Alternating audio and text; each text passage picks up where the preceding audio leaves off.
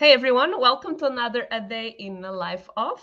Today is a day in the life of account executives, and with me we have Jack from SalesLoft, we have Asina from Vidyard, and we have Jan from Pleo. So, with no further ado, I'll let my guests introduce themselves. So, Jack, tell me more about yourself and what do you do at SalesLoft? Great. So my name is Jack Nico. I'm a senior account executive at SalesLoft, and I've been at this company for 3.5 years. I was the third hire when we opened up our London office in 2019, and I sell software to other sales leaders for sales reps to make themselves more efficient and effective. So I'm super passionate about sales. I run sales communities. I'm going to be starting a sales podcast soon, a bit different to this. And yeah. Very nice. Yes, I think the first time I saw your name on LinkedIn was due to your community in London. So, yeah, great content to follow, and also great product. I used to use SalesLoft before, so great product indeed. As does everyone else on this call. Yeah, right. So it just proves it's a great product. Hasina, tell me more about you. Yes, my name is Hasina. I work at the Vidyard. I've been in the role for 1 year now. It's actually my first AE role. Same like Jack, I sell to salespeople, which are my favorite people to sell to. Yeah, it's been a great year, and I'm sure many of us on the call use Vidyard with video processing tool assisting sales and marketing teams. Yes, I do. I do use Vidyard quite a lot indeed. Jan, how about you? Yeah, thank you so much. It's so nice to meet the others as well, Hasina and Jack. So nice to meet you in person. It feels like you know each other from LinkedIn already, but it's nice to actually put a face on the name. Yeah, my name is Jan. I work as a mid-market account executive at Pleo. And basically, I'm not selling it to salespeople. I'm selling to the CFO. But I feel that this year, in the years to come, everybody needs to sell to the CFO. So it's actually a quite interesting shift because I was in the same boat. I was selling to salespeople and marketing people and folks, and now I sell to the CFO.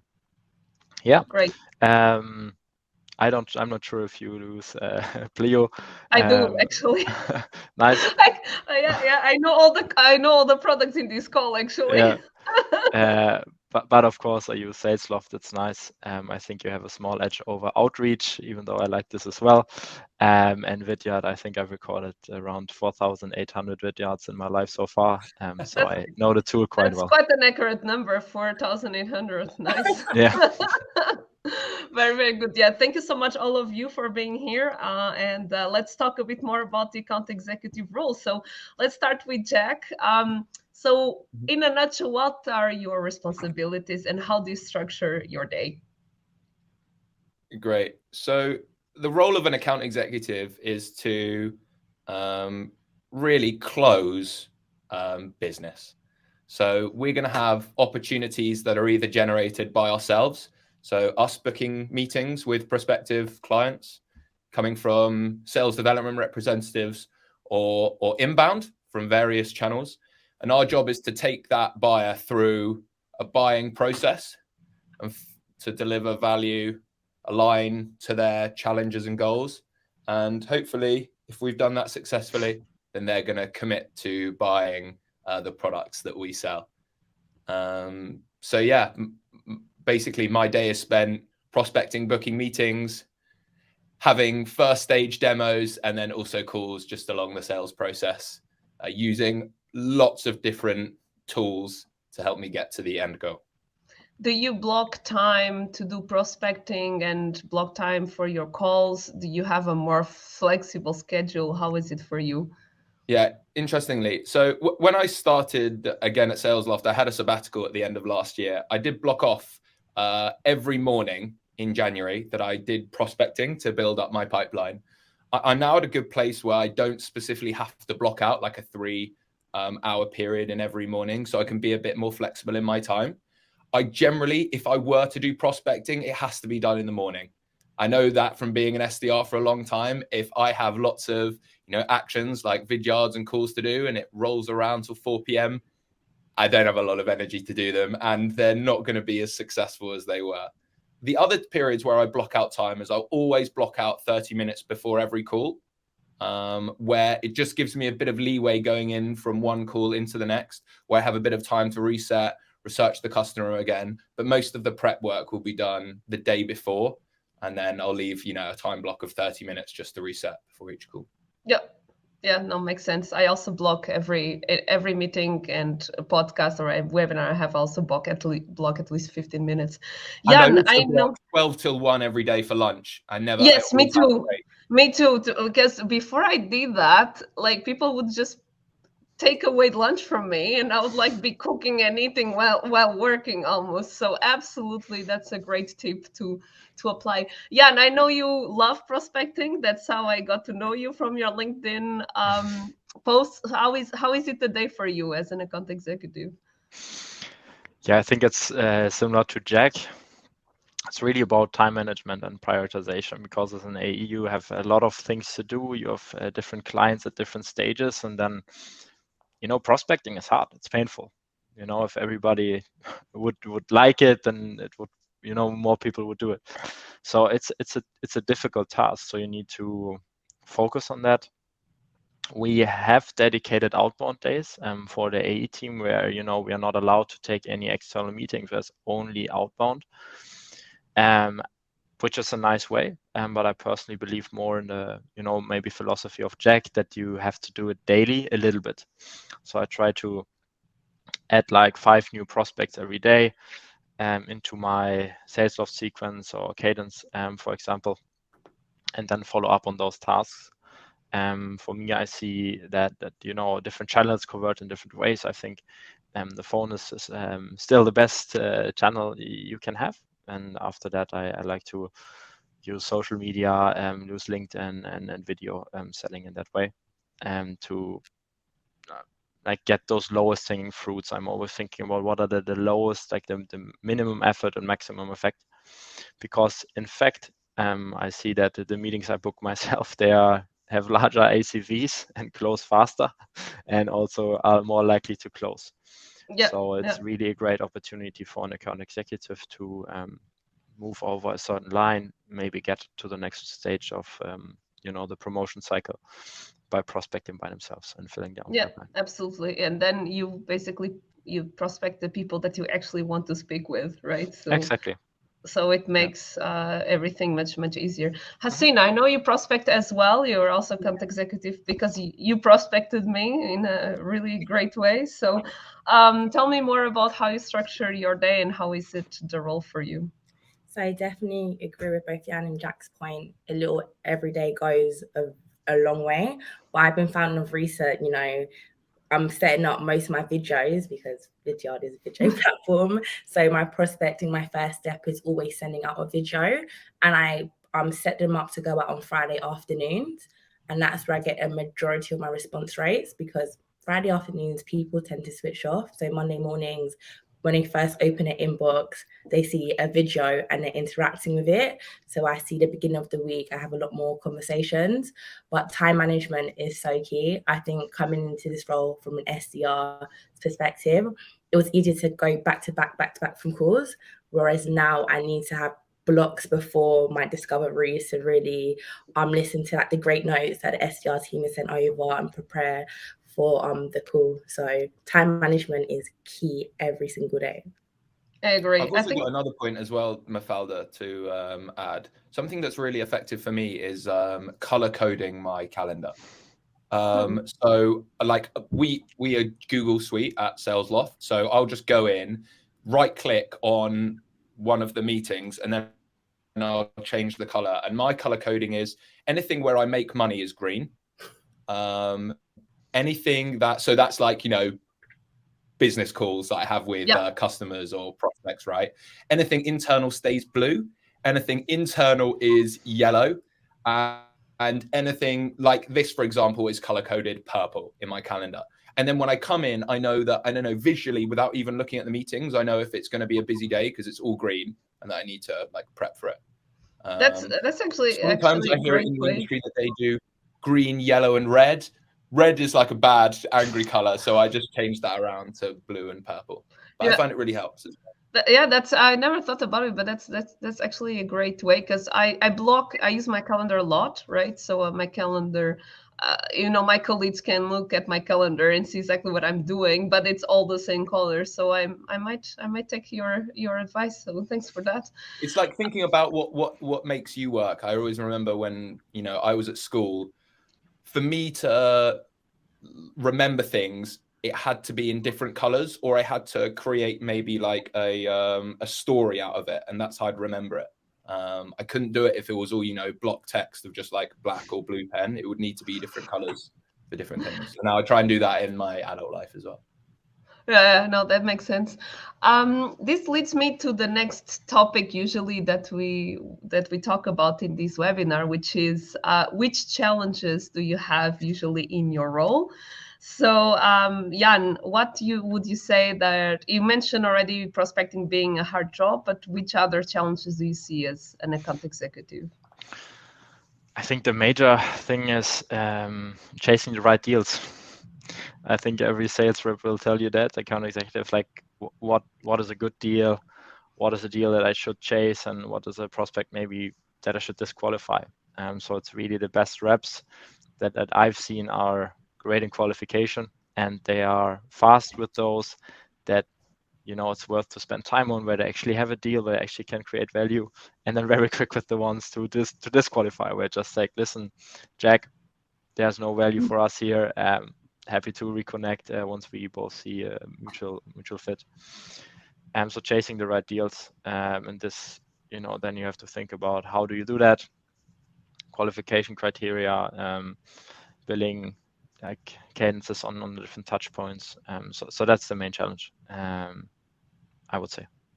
What would you add to that, Asina, in terms of challenges? I mean, I echo that point 1,000 times, like holding on to a deal thinking, oh my gosh, somehow out of the woodworks, it's just going to happen, but knowing when to let go. But I think another big challenge is ensuring that you're keeping up with your CRM hygiene. Like, it's so key knowing that you're putting your deals in the right stages too, making sure all the notes are up to date. I think that's something I find secondary from that more challenging, ensuring, you may think a deal's like, okay, it's going to close quite soon, but you don't want to maybe forecast it straight away until you've had a certain call. So that's definitely another challenge that I see. What would you add, Jack, to these two challenges?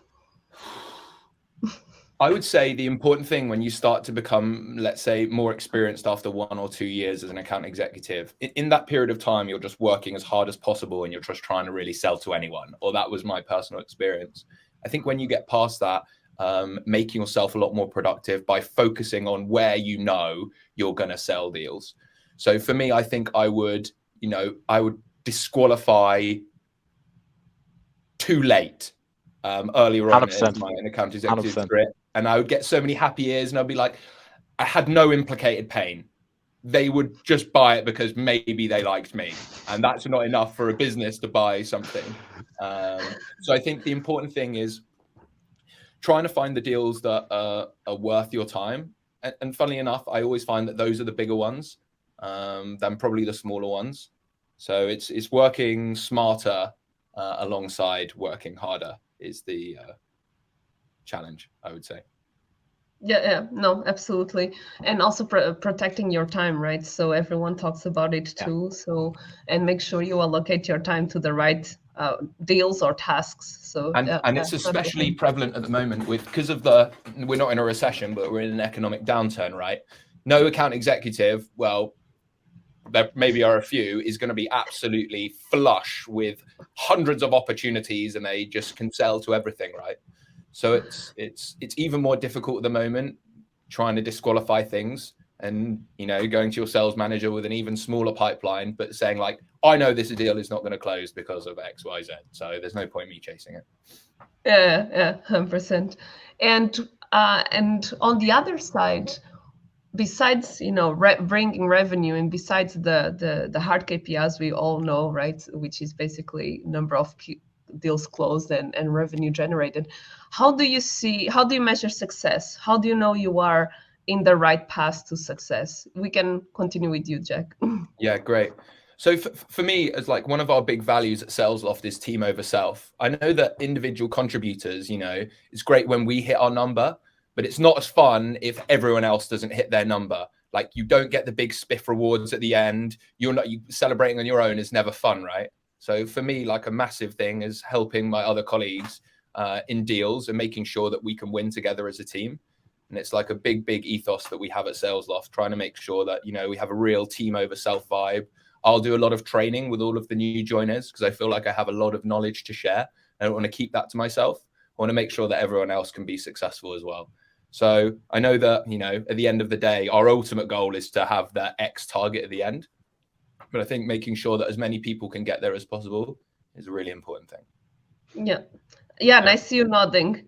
Yeah, it's the same. I think that's such an important question to ask as well. Like, not only, you know, what the quota is, but how many people, what's the percentage of reps hitting the quota in the team, because it makes all the difference, right? You can have an OTE that looks, again, happy ears, you know, you go like, that's super incredible, I want to sign that.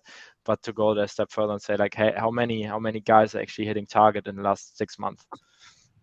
And there I totally agree with Jack. Maybe if you look internally, I totally agree. I think it's team, you know, it's all about the team. In the end, we want to see everyone succeed. But for me, it's also in the client calls when the prospects come back to you and realize the pain by themselves and start pitching your product to yourself. I think that's a magical moment where you know that you've done a good job in helping them understand that they have a pain that they need to solve. And if you're at that moment, you know, okay, I did my job, right? I helped them to understand that they need to change. They know why now. They also know why our provider.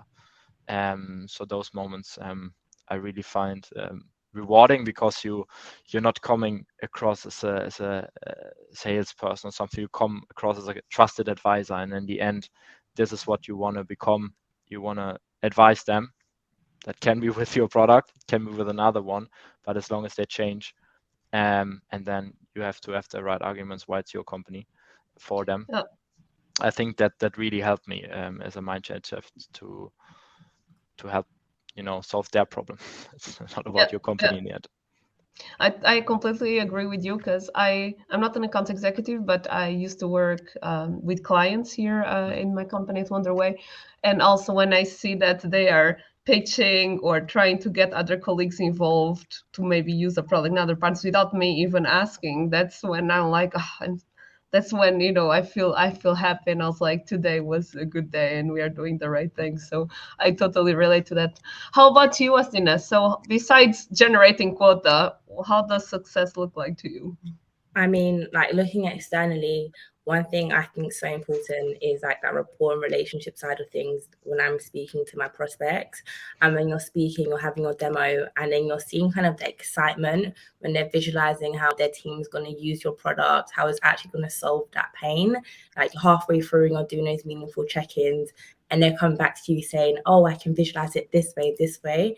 That's where I see success, because I know I'm doing my job properly. It's not about feature selling. It's not just showing like, hey, this is a platform, use it. It's making them really bring it to life and imagine how individuals in my team using it. Maybe one person has a different personality or different style, but how can they incorporate it into their workflow?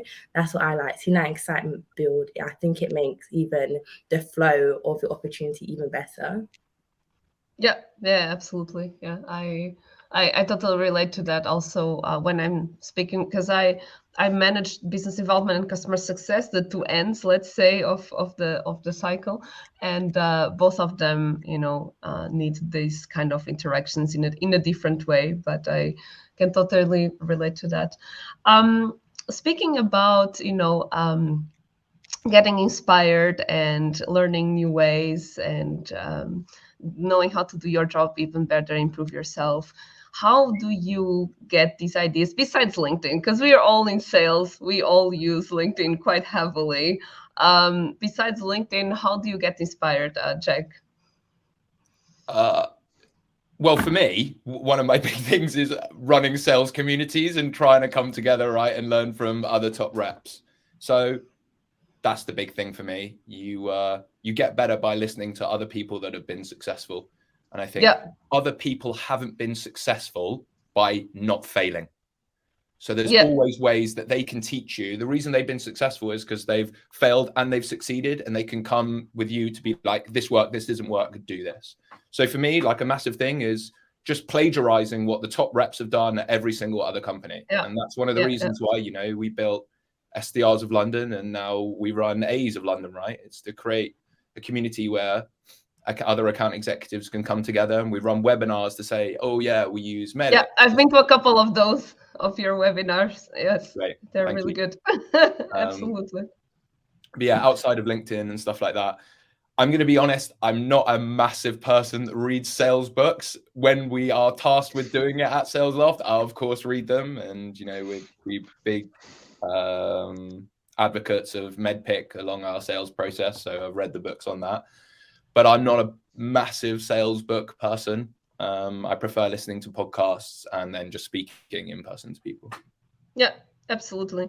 I agree with you. I read a couple of sales books, but I learn a lot, as you mentioned, from my colleagues and from my peers in the industry. Being in sales for many years, I also have a lot of friends in sales as well. So sometimes even having dinner with friends, I can learn because they all work in sales as well.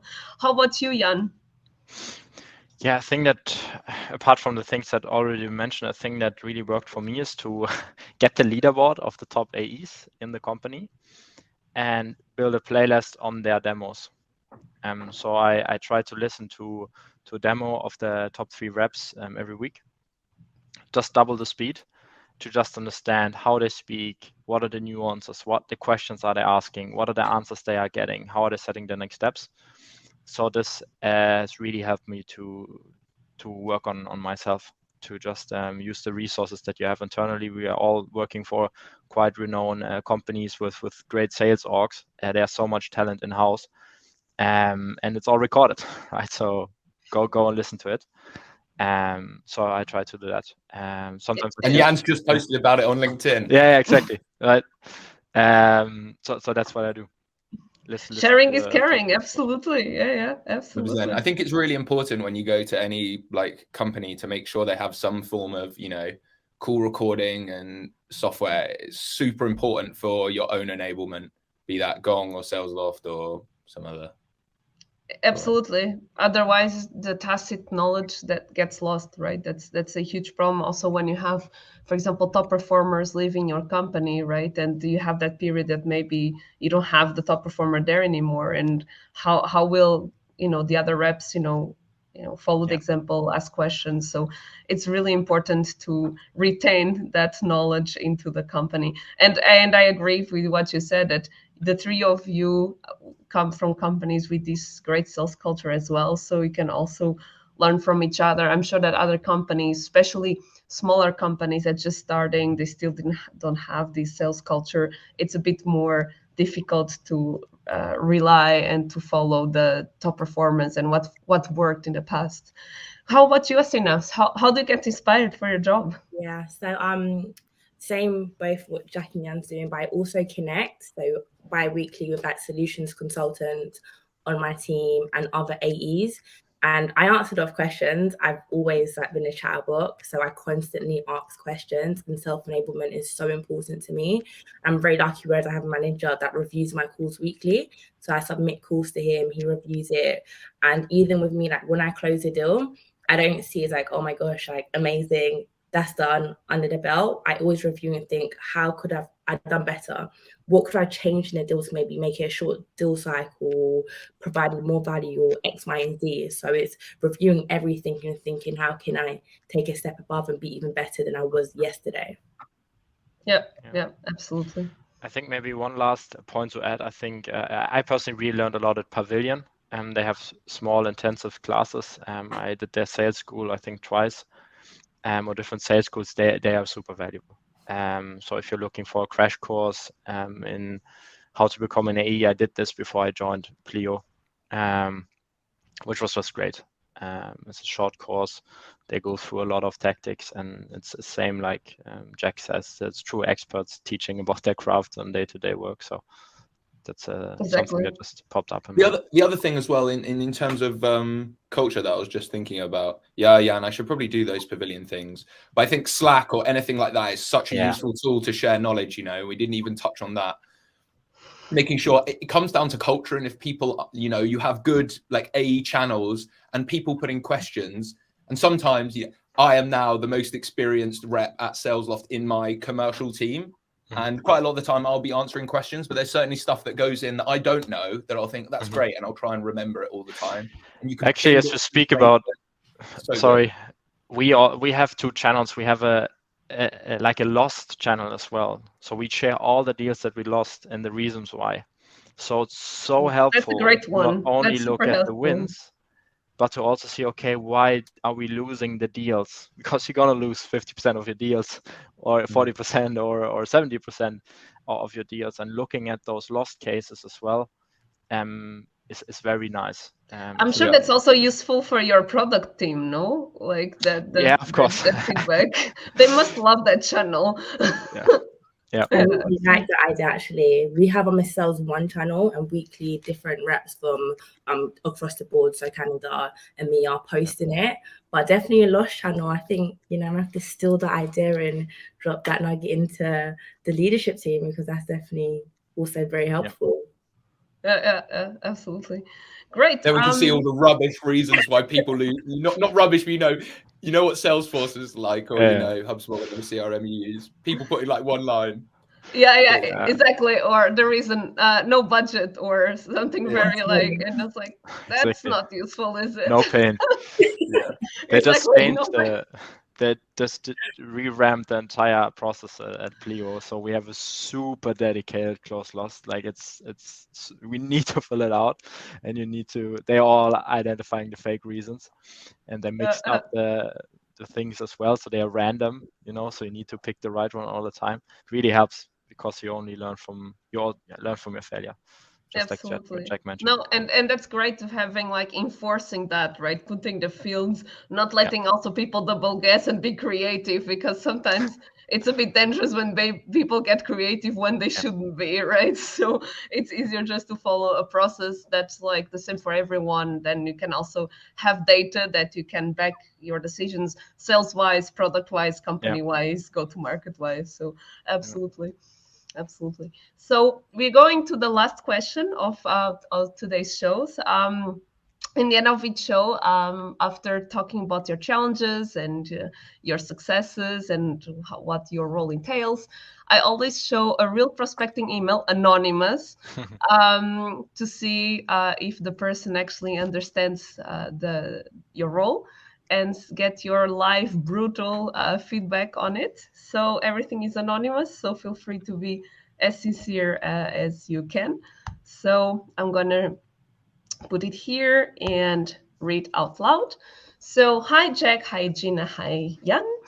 Prospecting can be really challenging, especially if you have to close deals at the same time as well. Companies such as Company 1 and Company 2 are using our software to get triggers, alerts in real time, so you focus on your prospection on the accounts that matter the most.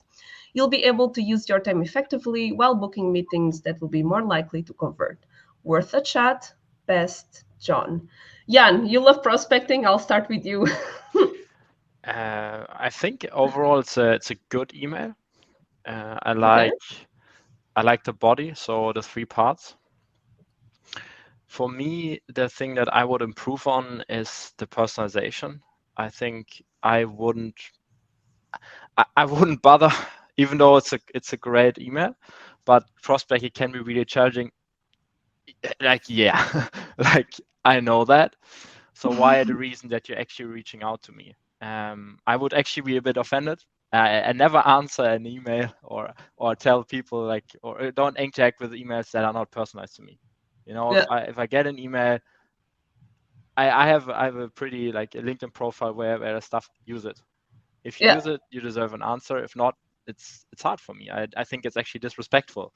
It's like if they don't invest the time to reach out to you, why would you invest the time to reply, right? Exactly, even though it's great. I got cold called last week. Loved it.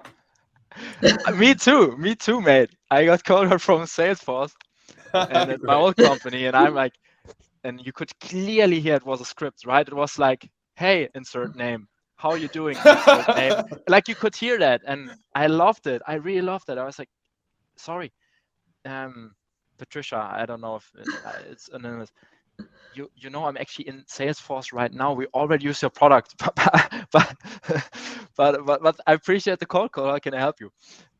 So that's amazing. Yeah, I also got cold call from products that we already use. It was like, we're already using you. Yeah, that's never great, is it? Yeah.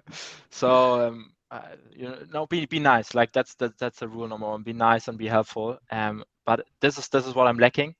If I then go into I've got an interesting stat actually for you. Yeah, you said on the stats, of course. Yeah.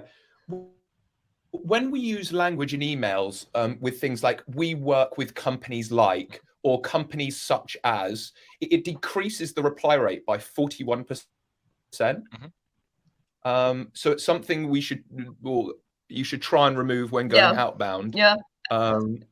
I agree. I actually tell my SDRs to not do name dropping. When it is good though, is when I think you have senior buyers where they have worked at companies that use the product. So let's say, as an example, I don't know, we were selling to Salesforce and we said, your previous company Salesforce use SalesLoft. That sometimes is enough to go, oh, okay, that's good. Okay, it's especially ahead if they didn't leave on bad terms, let's say. Yeah. What else would you add, Jack, to this email? I like the structure of it. It's very much the similar structure that I would say, like, the first line is starting with, a generic challenge that the buyer has. Of course, we would try and add in some personalization.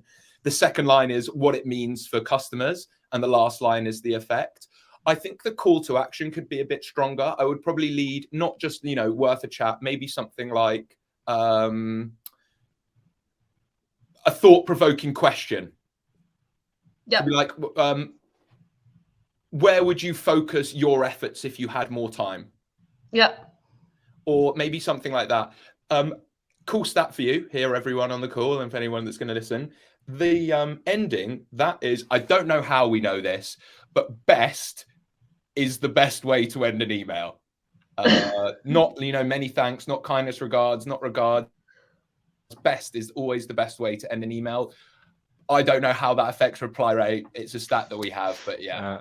I personally like best a lot. I usually best everywhere. It's true. I can see that actually, if you think about it, like because it's same level, right? And it's normal language. It's like human to human. It's like you're coming across as a consultant, right? And you're not becoming across as greedy. I also like, regarding the CTA worth a chat, I would also, I like the Chris Voss one, like, would it be horrible to have more time focusing on the right accounts? Yeah. Yeah. No, like, it's not. Yeah. Okay, right. The thing is, with a cold email, the prospect knows that you want time. You don't have to ask for it anymore. Everyone knows that the ultimate goal is that their reply is not going to be "send me a contract."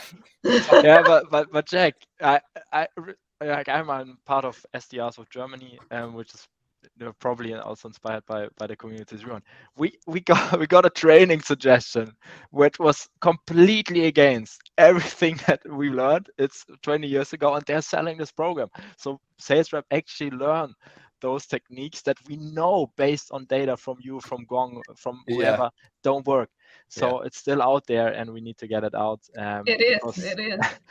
Because people still go around and preach those things. Yeah, I think what's killing the sales industry at the moment, if we were really going to get into it, is just, unfortunately, with tools like anything that companies use for sequencing or cadencing, they are slightly harming the industry when you have like just people batch blocking templated emails, 100, 200 a day. Like, that's why I think when you can personalize your outreach, make sure it's within 100 words, like you're going to really see a lot more success versus what the generic sales rep is doing.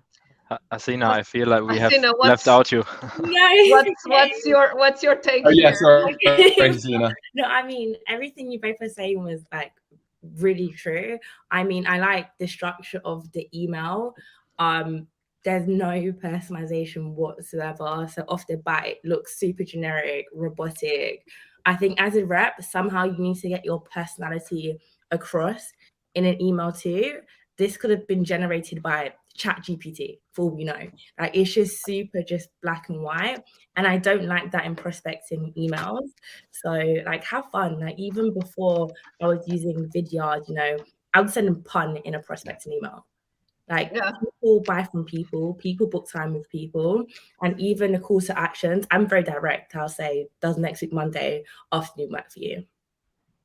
Yeah. I'll push more towards, okay, a time within the diary. So the call to action, I think, needs to be completely rejigged. The first sentence, we all know prospecting is challenging. I mean, you wouldn't work that if you work in sales, you know, prospecting is probably one of the hardest part of our job. So there's no need to state the obvious the same way I say, you know, I see you're an account executive, or I see you're a sales manager. Don't tell people what they already know, because it's just wasted words. Provide as much as possible. Very nice. But yeah, of course, let's just, they're not going to be able to personalize it to us, right? It's just a generic email template. So as it goes, I would give it like, it's better than average. All right. Yeah. Not bad. Not bad. It's funny because when I show these emails to different, you know, roles and departments, usually the commercial teams, meaning account executives, marketing, sales, they like to dissecate everything, and they're way more harsh. Whereas, you know, engineering, quality assurance, they are more like, oh yeah, that's a challenge that I have. Okay, it's good. It's very funny. But that's our craft, right? Yeah, this exactly. is literally the craft of sales to write something good. So we take pride in it. So yeah, it's a good sign. Put a sheet of code in front of the three of us, and we'd be like, yeah, love it. That looks good to me. Yeah. So if you put it in front of engineers, they go, that's terrible code. Exactly. That's why I find this part really funny because of that. I remember on the CFO episode, the structure was very similar to this one, and they're like, show me numbers, I want numbers. If you don't tell me numbers, what